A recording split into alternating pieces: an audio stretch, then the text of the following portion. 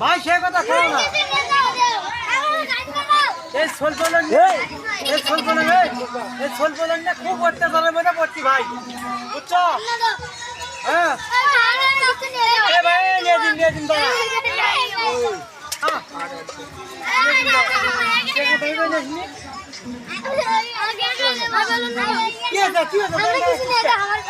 কিনে দিন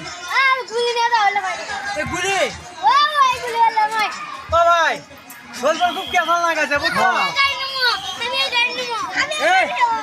এ শোন এই যে শোন এই নাতি পুতি হওয়া যে জ্বালা এই বানরের দাম হবে কোনো দামের পাই না হাট বাজার পর্যন্ত কিনে এনেছে একসাথে দাম জানিস মুখে তো টাকা আছে ও দোকানদার ভাই